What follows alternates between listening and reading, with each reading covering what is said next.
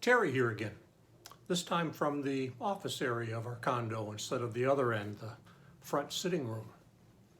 A few weeks ago, I did a video on holding together that all is well, all shall be well, everything is the way it should be or needs to be, and at the same time holding the other side, the seeming paradox of saying, looking around and saying, not everything is the way it should be. Not everything is right with humanity and the world and the universe. So holding both of those together as the mystics did. So I've been sitting with that, going through an election cycle, reading about wars and rumors of wars, reading about Ukraine and climate change, taking a course on that, looking at all that and say, how do I hold both? That everything is well and everything shall be well, at the same time seeing the world the way it is and saying, there are things to stand against. So I've been working at that. The peace side of sitting and breathing, using my prayer beads, if you will, just very, very intentionally, just breathing, letting things go, just resting into the moment, and at the same time reading my newspapers. And I just added the New York Times to my set of newspapers I read to be aware of things that are going on. So I've been pondering both, and I've discovered that it is possible to hold both in who I am and where I am. And a surprising result of this, or just following that trail, how do I hold that together, studying it, trying to understand how others hold it together, has led me into an area that I've spent very little time in, and that is the whole perspective of nonviolence. Nonviolence could be certainly embodied by such folks as Gandhi, as Martin Luther King Jr. So just those folks and many others as well that held both, a sense of not responding violently and say, things are wrong, I need to get out there and fight against them. But at the same time recognizing that there is injustice, but doing so in a non-violent, non-reactionary way, engaging things without being engaged by them.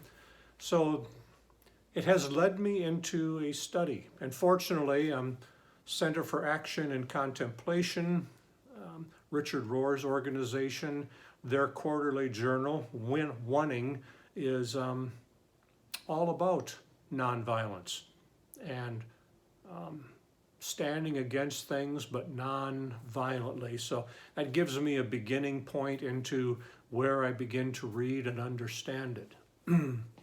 So it could be that much of next year is spent seeking to get my head around that, holding both and learning from those that teach and embody nonviolence. And like the latest article that I'm reading in the Wanting Journal is nonviolence as power. I don't think of nonviolence as power.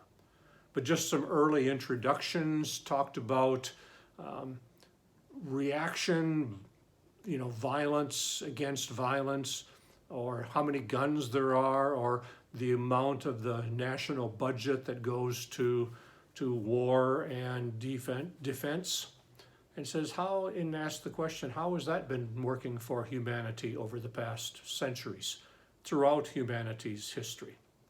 So wonderful questions, and I can't pretend to have my head around it. It says very clearly that nonviolence is different from pacifism. Well, how? How is it different? And it's amazing that I've gone through so much education, did so much teaching, and really hardly even dabbled in it. So it's a new learning area for me. And I don't know where it'll take me. how it will transform me.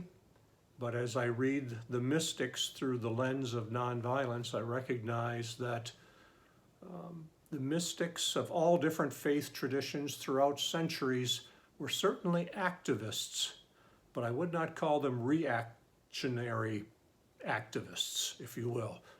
They had a peacefulness. They had a sense that all is well and all shall be well as they were activists in the world. So it's my growing edge, and I wonder what you have learned in the past from it, how you react to it, if you do, and how maybe you've lived into it. Well, that's where I am right now. Talk to you next time.